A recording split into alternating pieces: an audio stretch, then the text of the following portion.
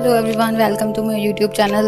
ये व्लॉग होने वाला है मेरी ट्रिप के बारे में, देहरादून की, जो बेसिकली ट्रिप नहीं थी, वो मेरी सिस्टर का एग्ज़ाम था, तो हम लोग घूमने के लिए गए थे।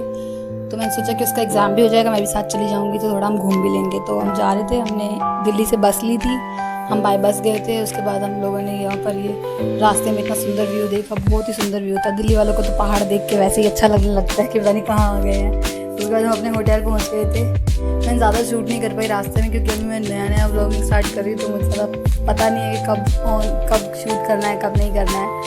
उसके बाद हम अपने होटल पहुँच गए। हम जा रहे थे, ये होटल भी एक तो बहुत ऊपर था, 3rd फ्लोर तक हमें जाना था, और उसके अलावा भी हमें बहुत चलना पड़ा था। इस ब्लॉग में मोस्टली आप हमें चलते ही देखेंगे। हम यहाँ से वहाँ जा रहे हैं, वहाँ से वहाँ जा रहे हैं, क्योंकि फर्स्ट डे था, हमें ज़्यादा पता नहीं था, हम जगह को एक्सप्लोर ही कर रहे थे, जान रहे थे।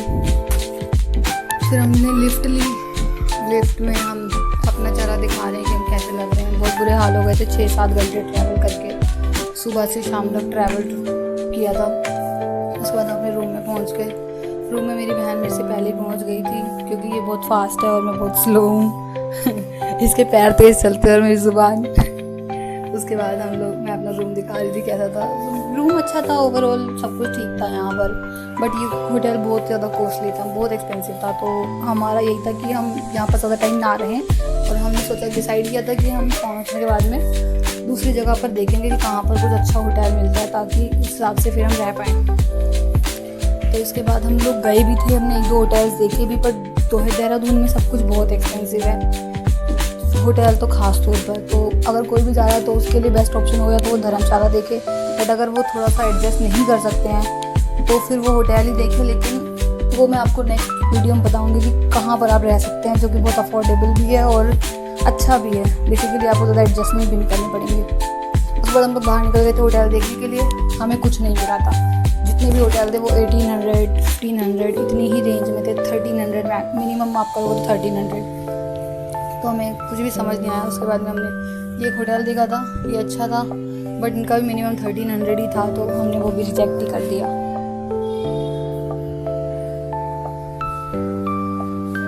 फिर हमने कुछ डिनर किया। डिनर के लिए हम बाहर गए थे, तो हमने डिनर किया। इसमें हमने एक थाली ली थी, जिसमें हमें रोटी मिली, सब्जी, कढ़ी चावल थे, राजमा थी, सैलेड था। तो वो बहुत अच्छा था, खाना ओवरऑल अच्छा था, बट दिल्ली का खाना कुछ भी बीट नहीं कर सकता। दिल्ली में जितना अच्छा खाना होता है वो कहीं नहीं मिल सकता, मुझे लगता है। फिर हम वापस जा रहे थे, वापस जाते हुए हम रास्ते में मोमोज ले लिए थे। फिर हमने सोचा कि अब हम मोमो खाएंगे घर जाके, क्योंकि आफ्टरऑल हमको वही पसंद है, हमारी शाम की भूख उसी से मिटती है। डिनर से पहले मोमो ज़रूरी है। फिर हमने घर जाते हुए थोड़ा सा व्यू देखा। यहाँ पर वॉक करने में भी मज़े ही आ रहे थे, क्योंकि रोड बहुत अच्छे थे, दिल्ली जैसे रोड नहीं थे। तो हम चल रहे थे आराम से, कोई प्रॉब्लम नहीं हो रही थी। अगर यहाँ जैसा माहौल होता है, जैसे ट्रैफिक है दिल्ली में और जैसे रोड्स हैं, तो शायद प्रॉब्लम होती चलने में।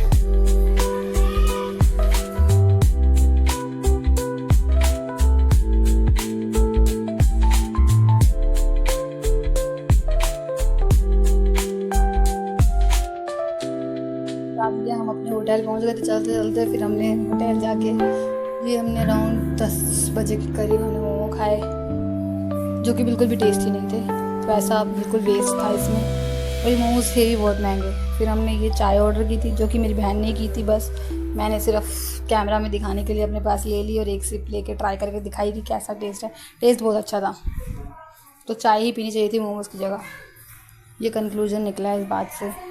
फिर हमने चाय पी। उसके बाद हमारा भी कुछ भी नहीं था, हम अपने कमरे में फ़ोन चलाया थोड़ी देर के लिए, और सुबह का देखा कहाँ जाना है, कितना दूर है सेंटर। उसके बाद में हम लोग सो गए। ये 1-2 फ़ोटोज़ क्लिक की चाय के कप के साथ, क्योंकि हमें हर चीज़ की फ़ोटो करनी होती है। Thank you so much for watching. यही था हमारा फर्स्ट व्लॉग। नेक्स्ट व्लॉग इससे थोड़ा बड़ा होगा,